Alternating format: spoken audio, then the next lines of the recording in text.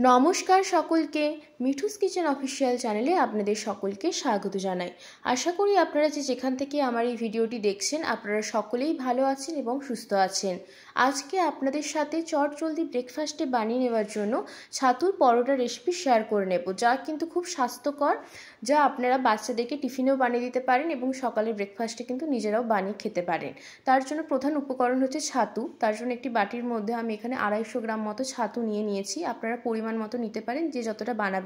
এরপরে এর মধ্যে আমরা একে একে সমস্ত উপকরণগুলো মিশিয়ে নেব।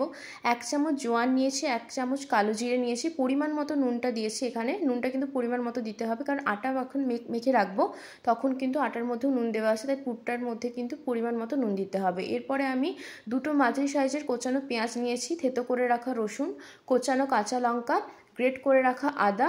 এরপর আমি এখানে প্রায় একটি পাতিলেবুর অর্ধেকটা অংশ আমি এখানে পাতিলেবুর রসটা দিয়েছি।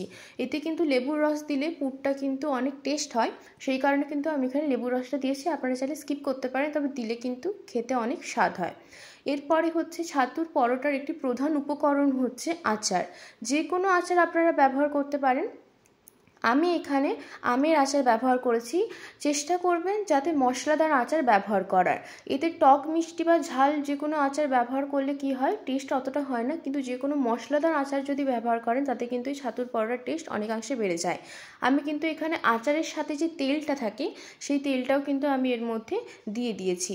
এরপরে সমস্ত উপকরণগুলো আমাদের দেওয়া হয়ে গিয়েছে। এরপর সমস্ত উপকরণগুলো কিন্তু আমি হাতের সাহায্যে মাখিয়ে নেব। ভালো করে কিন্তু মাখতে হবে, প্রথমে কিন্তু জল দেওয়া যাবে না, কারণ যদি আপনারা প্রথমেই জল দিয়ে দেন লেচির মধ্যে যখন পুরটা ভরবো তখন কিন্তু পুরটা ভালোভাবে ভরা যাবে না এবং লেচির মুখটা বন্ধ করা যাবে না। সেই জন্য কিন্তু পুরটা হাতের সাহায্যে দেখে নিতে হবে যে দলা পাকানো যাচ্ছে কিনা, সেইভাবে কিন্তু পুরটা ভরতে হবে। যেহেতু শুকনো উপকরণগুলো আগে যদি মিশিয়ে নেওয়া হয় তাহলে কিন্তু পুরটা খুব ভালোভাবে বানানো যায়। এরপরে আমি এখানে অল্প অল্প করে 2 বার জল দিয়েছি, সামান্য পরিমাণ জল দিয়ে কিন্তু মাখতে হবে, যাতে পুরটা ভালোভাবে শক্ত করে মন্ডর মতো বানানো যায় সেই মতো। এরপরে কিন্তু আমি আগে থাকতেই নর্মালি আটা মেখে রেখেছিলাম, সেখান থেকে মেখে রাখা আটা থেকে কিন্তু আমি এখানে লেচি বানিয়ে নিচ্ছি। এবার লেচি বানানোর পরে কিন্তু আমরা যে ছাতুর পুরটা বানিয়ে রেখেছিলাম, পুরটা দেখলেই বুঝতে পারবেন কতটা ঝরঝরে হয়েছে, কিন্তু পুরটা ভরতেও কোনো অসুবিধা হয়নি। এইভাবেই কিন্তু পুরটা আমাদেরকে বানিয়ে নিতে হবে। ভেতরে কিন্তু ছাতুর পুরটা দিয়ে দিতে হবে, বেশ অনেকটা পরিমাণ আমি এখানে পুর দিয়েছি। তারপরে কিন্তু এই লেচির মুখটা ভালো করে বন্ধ করে দিতে হবে, যাতে পুরটা বাইরে বেরিয়ে না যায়। এরপরে কিন্তু আমি আরও একটা বানিয়ে দেখিয়ে দিচ্ছি আপনাদের। খুব সহজেই কিন্তু আপনারা যদি এইভাবে বানান তাহলে কিন্তু ছাতুর পরোটা খুব সহজেই বানাতে পারবে। পুর কিন্তু বাইরে বেরিয়ে যাবে না। মধ্যে কথা হচ্ছে পুরটার কনসিস্টেন্সিটা যাতে এরকম ঝুরঝুরে থাকে, তবেই কিন্তু পুরটা বাইরে বেরোবে না। খুব সামান্য পরিমাণ আমি জলের ব্যবহার করেছি। প্রথমে কিন্তু শুকনো উপকরণগুলো সমস্ত মিশিয়ে নেবেন, তারপরে অল্প অল্প পরিমাণ এর মধ্যে জল দিয়ে হালকা হাতে মাখিয়ে নেবেন। দেখুন আমাদের কিন্তু আরও একটা আমি এখানে লেচি বানিয়ে দেখিয়ে দিচ্ছি। এরপরে কিন্তু আমাদের লেচি বানানো হয়ে গিয়েছে। এরপর উপর থেকে শুকনো আটার গুঁড়ো ছড়িয়ে কিন্তু আমরা এটা বেলে নেব।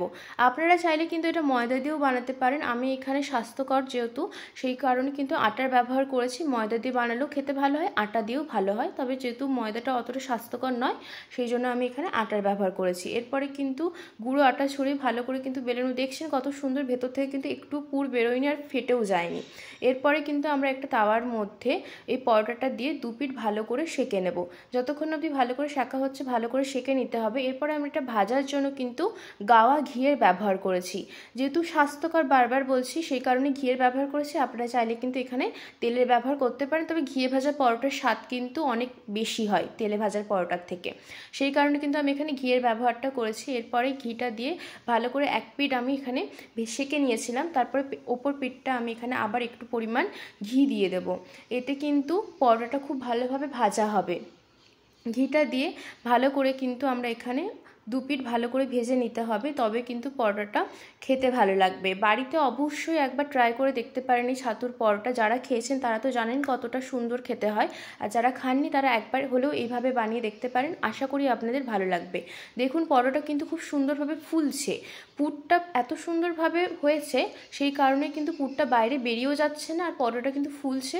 সেই কারণে কিন্তু আপনারা এইভাবে কিন্তু পরোটা বানিয়ে দেখতে পারেন। আশা করি আপনাদের ভালো লাগবে। আমি কিন্তু ছাতুর পরোটার সাথে পোড়া টমেটোর চাটনির রেসিপি শেয়ার করেছি আগেই আমার চ্যানেলে, সেটি সার্ভ করেছি।